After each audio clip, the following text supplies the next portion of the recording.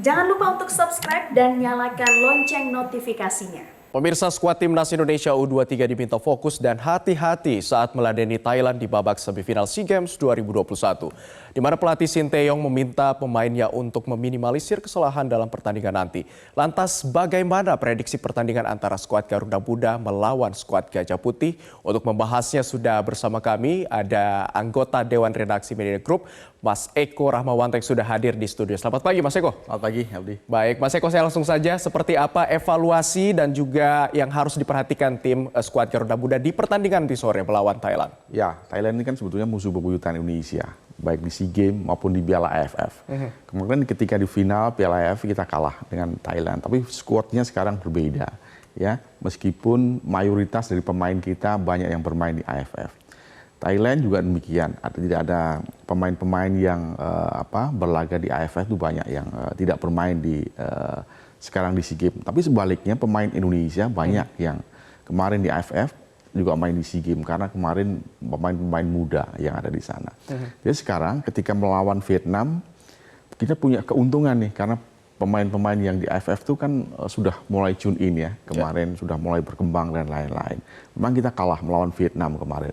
Itu persoalan mental, persoalan mungkin di awal pertandingan juga ada evaluasi di sisi kiri maupun di sisi kanan yang biasanya ditempati oleh Asnawi di kanan maupun di kiri di Pratama Arhan. Dua-duanya waktu itu tidak ada. Nah sekarang pun tidak ada Asnawi di kanan. Nah mudah-mudahan Sintayong bisa mengoptimalkan pemain yang lain, terutama Rio Fahmi yang ada di kanan.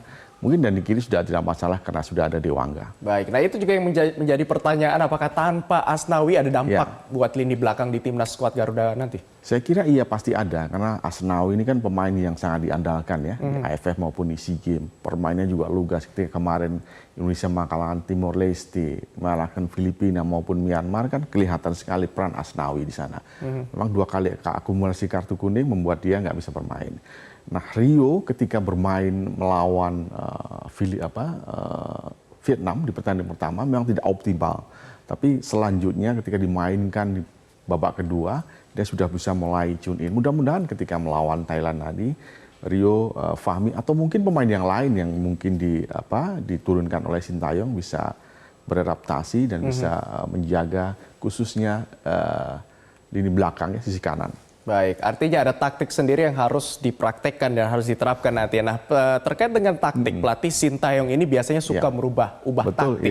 Nah, ini kira-kira taktik seperti apa yang akan ditampilkan di pertandingan nanti? Ya, terakhir melawan Myanmar kita pakai 4-1-4-1 ya. Mudah-mudahan taktiknya juga akan berubah melihat situasi dan kondisi lawan yang kita hadapi. Nah, ini yang membuat pelatih-pelatih yang lain ini kadang-kadang suka bingung dengan taktik Sintayong. Tapi kalau kita melihat dari mulai pertandingan Vietnam sampai pertandingan Myanmar, beberapa pemain inti tetap diturunkan ya, terutama dari pemain 2 back center back itu maupun belakang kiper dan di depan ya, 3 di belakang di depan itu selalu diturunkan oleh STY. Jadi mungkin tidak ada banyak perubahan ketika akan bermain melawan Thailand nanti. 4-1-4-1 atau mungkin 4-3-3 kita nggak tahu, mungkin STY punya pemikiran yang lain.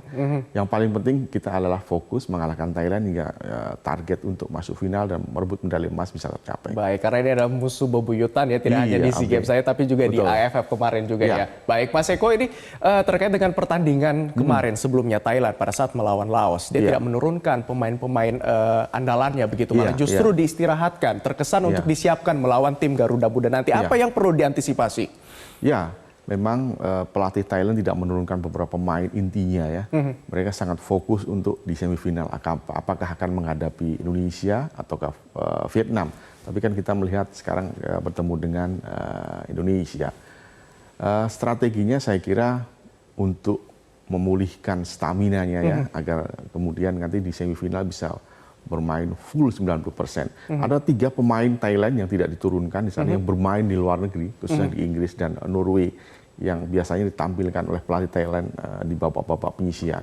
Nah kemarin juga tidak diturunkan untuk antisipasi melawan Indonesia di babak semifinal, Abdi. Baik, kalau itu dari sisi pemain, kalau kita lihat dari sisi strategi pelatih Thailand, apa lagi yang perlu diperhatikan, yang perlu benar-benar diwaspadai? Ya, kalau kita melihat statement dari pelatih Filipina kan mereka mengakui bahwa Indonesia memiliki keunggulan dalam kecepatan, pelari dan lain-lain. Pemainnya juga lama berkumpul.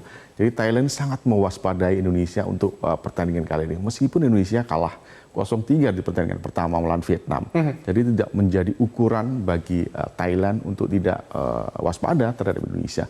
Saya kira demikian juga dengan Indonesia, Sintayong, Thailand apapun yang terjadi adalah tim terkuat sebetulnya di Asia Tenggara.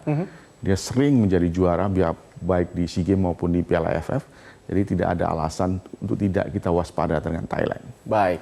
Nah, terkait dengan pelatih Thailand, Alexander Polking yang juga sempat menyebut bahwa tim skuad Garuda Muda ini adalah tim terbaik di grup A. Apakah ini memang menjadi salah satu bahwa tim Garuda juga disegani begitu dalam tanda kutip dalam gelaran SEA Games ini? Kalau kita melihat track recordnya dari bawah penyisian, memang grafiknya semakin naik ya. Sintayong juga berubah-ubah mengatur ritme maupun skema permainan.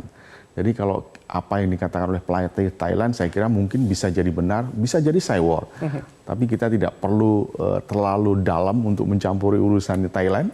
Tapi yang penting kita fokus dulu untuk menghadapi Thailand, karena apapun yang terjadi, Thailand ini tim paling kuat menurut saya di SEA Games kali ini di luar tuan rumah Vietnam. Baik, terakhir nih terkait dengan skor, kira-kira prediksinya berapa untuk pertandingan nanti sore? Saya kira 2-1 menang Indonesia. Menang 1 dari Indonesia ya. Oke, baik.